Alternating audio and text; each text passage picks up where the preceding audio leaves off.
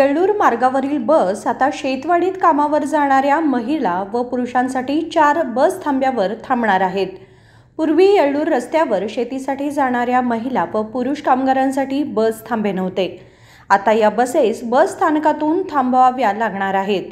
त्यामुळे आता शेतकऱ्यांची गैरसोय होणार नाही।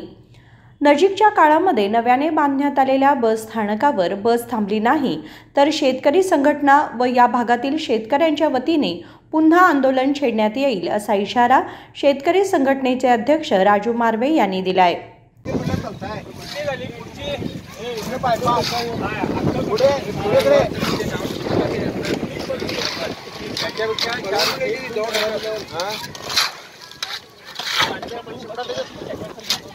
आणि जरा पाणी पाहिजे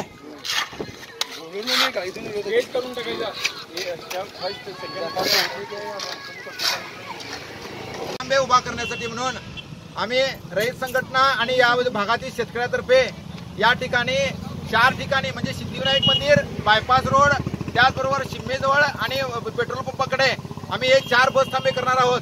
आणि KSRTCच्या KSRTCला आम्ही विनंती केली होती, त्यांनी हे बस स्टॉप केले आहेत आणि आम्ही आज त्यांनीच एक फलक दिले होते आणि ते आम्ही आज उभा केले आहेत। आणि यानंतर प्रत्येक बसनं या ठिकाणी थांबवलं पाहिजे।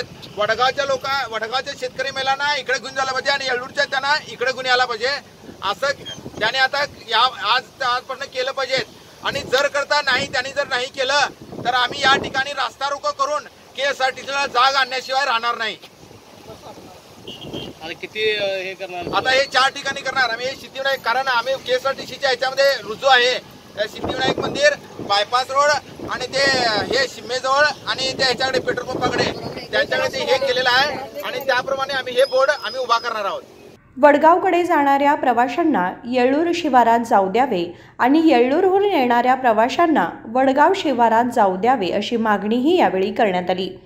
या भागातील शेतकऱ्यांनी मिळून येळ्ळूर रोडवर 4 ठिकाणी बस थांबे उभारले आहेत। महादेव पवार, KMM मराठी, बेळगाव।